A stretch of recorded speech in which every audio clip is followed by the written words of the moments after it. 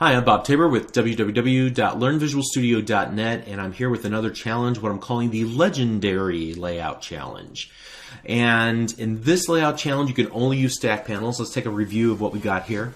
We have a large title here at the top, and then we have two columns. This column is about half the size of the second column. It has lorem ipsum text, which is just dummy text, fake Latin text. Has no meaning. If it does, I don't know what it means. And then in this third column, you have a series of squares that almost resemble a flag. Okay, and you can only use stack panels. You're going to need multiple stack panels to pull this off. Let's take a look at the instruction file. Let's see where I got here. Great. All right, again, Legendary Layout Challenge, only use stack panel controls. The designer I set to 13.3 desktop 1280 by 720 100% scale. That might help you as you're building this. You're going to need a little bit more horizontal space to work with. This text block at the very top is 48 pixels. The leftmost text block will be 250 pixels wide, and then the next one will be 500 pixels wide, according to these instructions. And I also wanted to say, yes, I know that I said don't use absolute pixel values, use relatives whenever you're working with Universal Windows Platform apps. However, this is just an exercise just to flex your layout muscles, so don't use this in the real world, okay?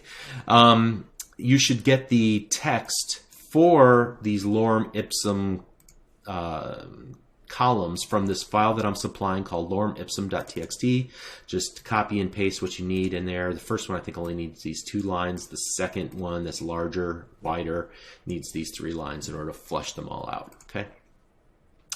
Let's go back here and then take a look at the next instruction, which is most of the margins are either 10 or 20 pixels. Oh, wait, this third area is 300 pixels wide. It looks like it's split 200 pixels for this large blue box and then 100 pixels for each of these, the red and the yellow boxes, okay? Most of the margins that you'll see used here between the various columns are either 10 or 20 pixels. You're going to need to use the text wrapping property of the text block in order to get this effect.